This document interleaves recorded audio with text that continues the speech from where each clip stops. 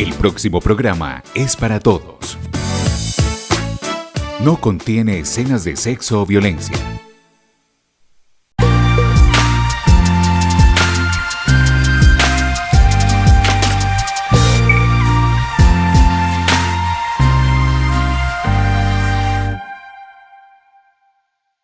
Hola a todos, bienvenidos a Signos Vitales. Hoy hablaremos un poco de una enfermedad que se viene mencionando mucho últimamente, el dengue. ¿De qué se trata? ¿Cómo se contagian las personas? ¿A quiénes les da?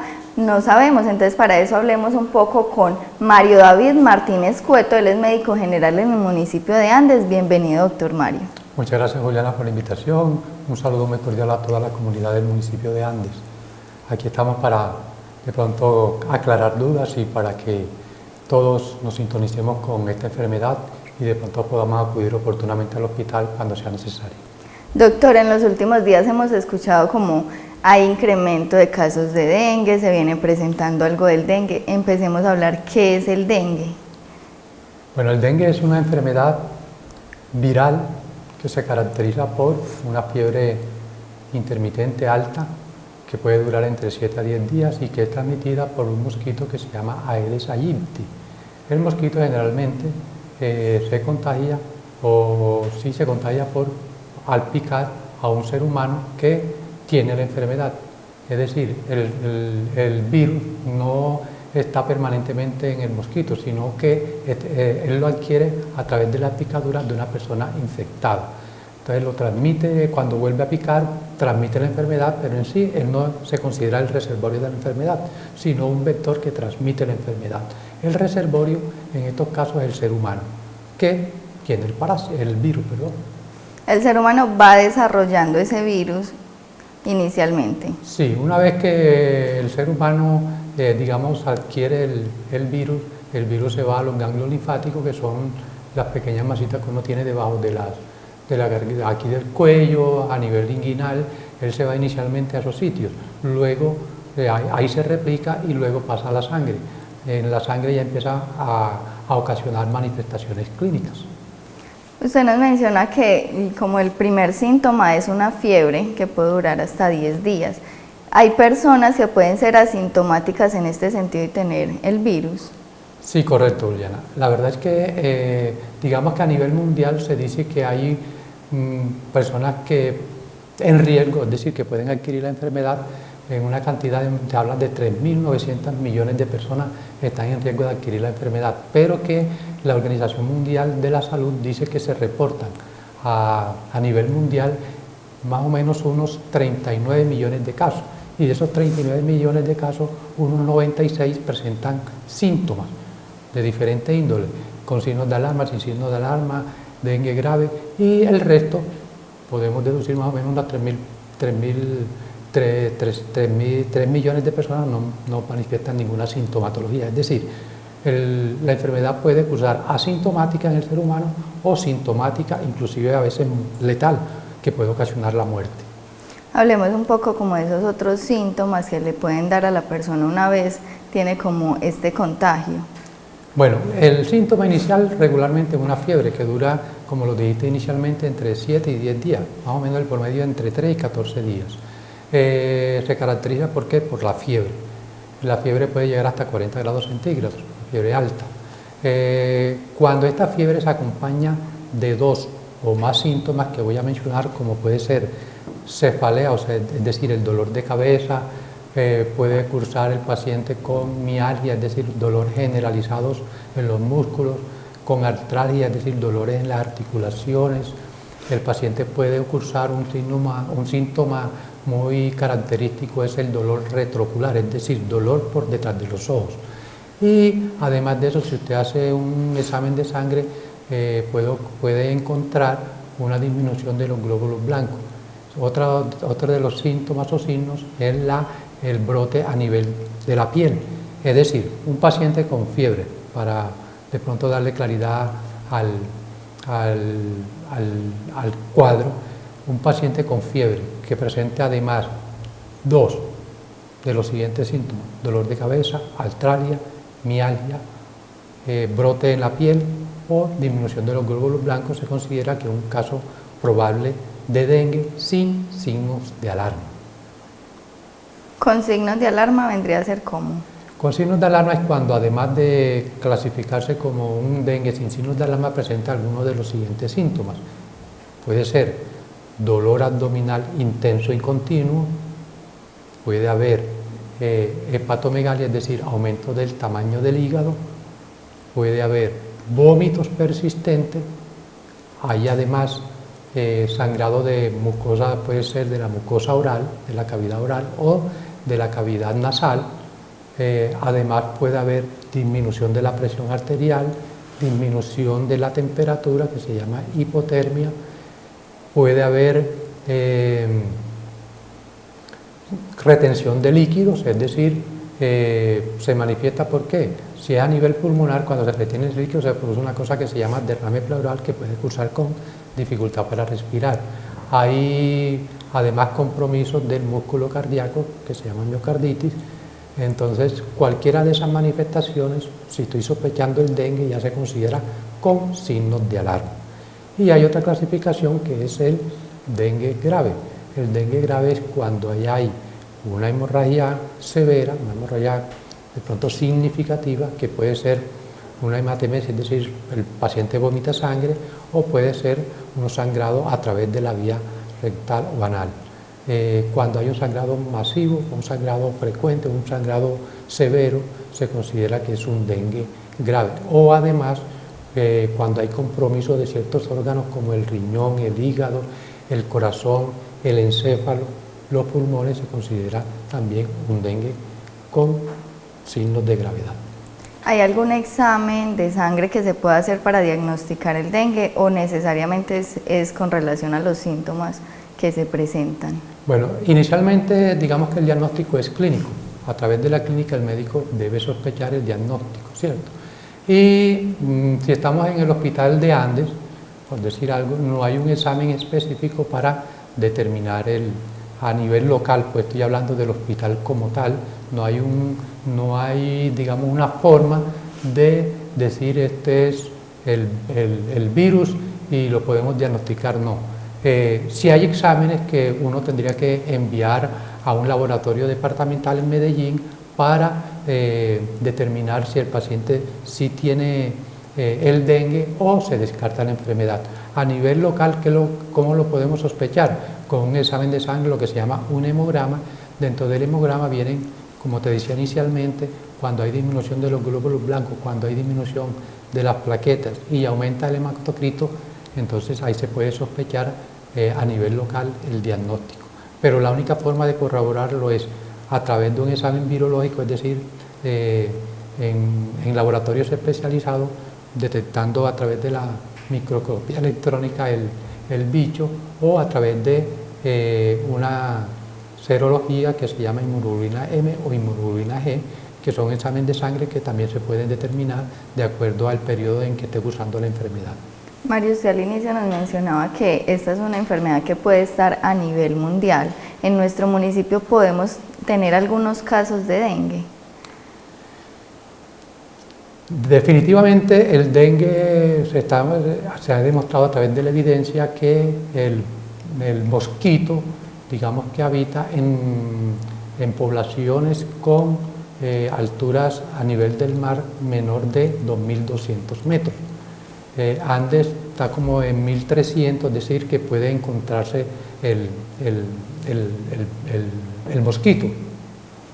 Todas las poblaciones que estén por debajo de 2.200 metros pueden tener el Aedes aegypti, que es el mosquito transmisor de la enfermedad. Entonces, Andes no sería la excepción. Hablando con el funcionario que trabaja con la Secretaría Seccional de Salud, y tiene que ver con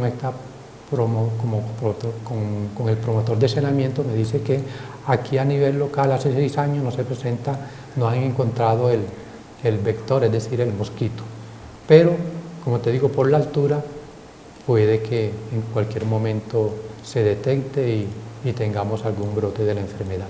Muchas veces cuando hay enfermedades como ese tipo de transmisión por mosquitos, hacen como unos llamados a la prevención, como desde los estanques, desde algunos cuidados que se deben tener desde las casas.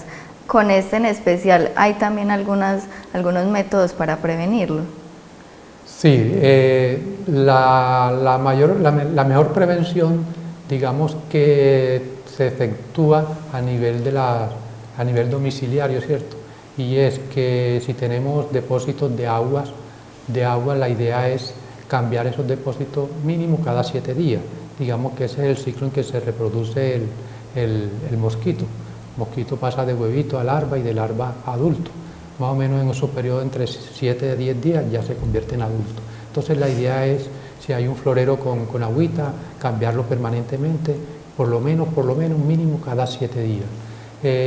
Si estamos en una zona donde hay alto índice de dengue, la idea es utilizar toldillos ojalá impregnados con repelentes. Otra forma de prevenir es utilizando el repelente a nivel cutáneo, a nivel de la piel. El mosquito tiene la particularidad de que pica en horas matutinas, es decir, en horas de la mañana y en horas de la tarde. Entonces ahí sería, digamos que la recomendación para o utilizar toldillo o utilizar el repelente para evitar la picadura del mosquito. Otra forma de prevenirlo es no depositando aguas en llantas, que también es un foco de criadero de los mosquitos, y cuando ya se presenta, digamos que algún brote, la idea es hacer la fumigación, que ya eso sería como el caso extremo para prevenir la transmisión de la enfermedad. Ahorita usted nos mencionaba desde el tema local, no tenemos pues como la capacidad de hacer ese examen para diagnosticar un caso de dengue. ¿En el municipio se tiene la capacidad de tratar una persona con esta enfermedad? Bueno, la verdad que cuando hay dengue sin signos de alarma, que es la gran mayoría de los casos, el tratamiento, digamos que es inclusive ambulatorio. Es decir, el paciente debe tratarse en la casa. Muchos pacientes a veces presentan la sintomatología y se quedan en su casa, ¿cierto? Presentan la fiebre, presentan el malestar general, que digamos que es la sintomatología típica de muchas enfermedades, de la gripa, de la amigdalitis, es decir, con infecciones respiratorias. Bueno, hay una cantidad de enfermedades que ocurren con esa sintomatología, con fiebre, con malestar general, con dolor en las articulaciones, con el brote en la piel. Entonces la gran mayoría de la gente se queda en la casa. Y en esos casos, ¿qué es lo recomendable? Cuando el paciente tiene estos síntomas, ingerir bastantes líquidos, tomar acetaminofén. Una cosa importante que es bueno recalcarla es que no es conveniente que tomen ibuprofeno, es decir, los antiinflamatorios no esteroideos como el ibuprofeno, el naproxeno, el meloxicam, etcétera, etcétera, son medicamentos que no se deben tomar cuando uno sospecha dengue o cuando tiene la enfermedad, porque aumentan la posibilidad de sangrado.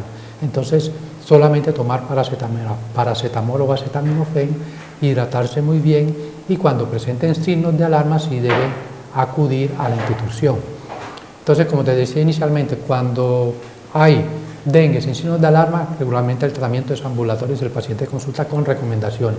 Cuando hay signos de alarma, cuando hay dengue con signos de alarma, ahí sí el paciente debe ser tratado en un hospital de mediana complejidad, que antes se llamaban de segundo nivel, o de alta complejidad, que son los hospitales de tercer nivel. Es decir, un paciente con signos de alarma a nivel local debe ser remitido a una institución donde haya mayor recurso tecnológico, mayor recurso humano para tratarlo convenientemente, porque algunos casos con dengue grave terminan en forma fatal, es decir, terminan con la muerte. ¿Un paciente con dengue debe tener cierto aislamiento, o si es un dengue leve puede tener como interacción normal con la sociedad? Muy buena pregunta, Juliana. La verdad es que estos pacientes, cuando se sospecha el dengue, deben tener algunas recomendaciones. Una de las recomendaciones es el uso de toldillos. Es imperante esa medida de prevención, porque de lo contrario, si el paciente tiene el virus, lo pica un mosquito, la Aedes aegypti, seguramente ese mosquito va a transmitir la enfermedad al núcleo familiar o inclusive en la cuadra donde habita el paciente. Entonces, la idea es aislarse en la medida de las posibilidades con toldillo para evitar que el mosquito contagie a más personas. ¿Una persona que ya tuvo el dengue puede volverlo a contraer más adelante? Sí, es bueno recordar que el dengue tiene varios serotipos, es decir, hay varios virus. El dengue tipo 1, que se llama DNB1, el dengue virus tipo 2, el tipo 3 y el tipo 4. Estos, si a mí me da el dengue tipo 1, lo más probable es que eso me genere inmunidad durante un largo tiempo, es decir, si me pica un mosquito que tenga el dengue tipo 1, no me va a pasar nada seguramente porque ya tengo inmunidad. Sin embargo, si me dio el tipo 1 y me pica un mosquito que esté infectado con el dengue tipo 2, regularmente desarrollo la enfermedad y a veces con signos de alarma o con signos de gravedad. Esa es una de las características del dengue, que si me da el tipo 1 y después me da el tipo 2, tengo más chances de complicarme que si me da el tipo 2 y no he tenido ningún dengue con anterioridad. Es decir, si me da el dengue por cualquiera de los virus en este momento y dentro de un año me da por otro tipo, tengo mayor chance de complicarme. Esto también tendría injerencia al tema de la edad. Puede ser un poco más complejo en adultos o en niños, de acuerdo pues como, obviamente usted nos menciona que de acuerdo a la picadura tiene una complejidad, pero de acuerdo a la edad también se podría tener. Sí, hay digamos que algunas poblaciones que se consideran de alto riesgo. Entre estos están las mujeres en estado de gravidez, es decir, las mujeres embarazadas, están los niños menores de 5 años, los adultos mayores de 65, pacientes con problemas de anemia. Hay una enfermedad que se llama anemia de célula falciforme, que también son pacientes que tienden a complicarse cuando les da el dengue. Otros pacienticos son pacientes con enfermedades crónicas no transmisibles, llámese diabetes, llámese hipertensión, llámese EPOC, también tienen un chance alto de complicarse. Pacientes que tienen problemas gástricos, es decir, que presentan gastritis también porque tienen mayor susceptibilidad a presentar sangrado cuando padecen la enfermedad. Es decir, hay una población que tiene altas probabilidades de complicarse o de padecer dengue grave cuando adquieren el virus. ¿Hay de pronto algún riesgo si no se hace como el tratamiento adecuado que la persona llegue incluso pues como a la muerte? Sí, por eso es importante que las personas cuando se sospecha el virus del dengue o la enfermedad, tener claro cuáles son los signos de alarma. Por eso los voy a recordar: dolor abdominal intenso y continuo, pacientes que presentan sangrado por mucosa, por encías o por cavidad nasal, pacientes con vómitos persistentes, pacientes con diarrea, pacientes que retienen líquido, es decir, que presentan derrame pleural o que el abdomen se les crece de tamaño porque están reteniendo líquido dentro del abdomen, pacientes que presentan de pronto pérdida del conocimiento cuando están sentados y se ponen de pie o están acostados y se levantan, también puede ser un signo de alarma. Pacientes cuando se les hace el examen de sangre, aquí a nivel local podemos detectar que hay disminución de las plaquetas y un aumento del hematocrito, que es uno de los componentes de la sangre. Entonces, todos esos signos de alarma es bueno que lo tengan en cuenta la comunidad para cuando los presenten deben consultar al servicio de urgencias porque lo más probable es que tenga un dengue con signos de alarma y que haya que remitirlo a un nivel de mayor complejidad. Usted nos mencionaba que en el municipio pues hace varios años no se identifica este tipo de mosquitos o este tipo de contagios. Las personas que viajen a otros lugares, en especial pues hablando del tema que usted nos mencionaba de la altura, puede ser como a zonas más costeras, pueden tener este contagio y al venirse para acá podrían tener algún riesgo de contagiar a la comunidad o no. Correcto, sí. Por eso es importante cuando se le hace la historia clínica al paciente indagar de dónde procede, porque también eso nos orienta a nosotros como médicos al diagnóstico. Hace poco, más o menos 15 días, 3 semanas, tuvimos un casito de una paciente que vive aquí, que reside en el área urbana de Andes, que estuvo de paseo familiar en La Guajira, en Riohacha. Por allá, al parecer, fue picada por el bendito mosquito y luego se trasladó acá. Acá empezó a presentar los síntomas y desafortunadamente ella cursó con signos de alarma. Esa paciente fue remitida, una paciente ya de 42, 43 años, fue remitida a la ciudad de Medellín y estuvo en unidad de cuidado intensivo inclusive y fue hospitalizada durante 13 días. Entonces creo que con eso doy respuesta a la pregunta. Es importante indagar de dónde procede el paciente cuando se está sospechando el dengue, porque si no tenemos casos autóctonos, este caso sería un caso importado, pero existe la posibilidad de que podamos tener casos autóctonos por la altura que tenemos sobre el nivel del mar. ¿Hay recomendaciones como a las personas que tengan estos viajes o que vayan pues como a otras zonas para evitar este tipo de contagios? Pues si es una zona que digamos que endémica o que hay brotes o hay alta incidencia de dengue, la idea es utilizar, como les digo, no se les olvide que el mosquito regularmente transmite el virus en horas de la mañana, que es cuando le gusta picar, o en horas de la tarde. Entonces, durante el día es recomendable que utilicen ropa con manga larga, que no tengan mayor exposición de su corporalidad, donde el mosquito pueda transmitir o pueda picar y pueda transmitir el virus, utilizar repelentes. Desafortunadamente no hay vacunas en este momento, es decir, hay vacunas pero que solamente se utilizan en pacientes que ya les haya dado la enfermedad, no se utilizan en pacientes que no han, y regularmente se aplica a menores de 16 años. En nuestro municipio todavía no lo tenemos, en el departamento creo que tampoco, no está dentro del programa ampliado de inmunización, entonces es muy complejo adquirir la vacuna, pero sí hay medidas que podemos utilizar para prevenir de pronto la enfermedad, como le acabo de decir, el uso de repelente, camisa manga larga, pantalones largos, cuando estemos en zonas endémicas para el dengue.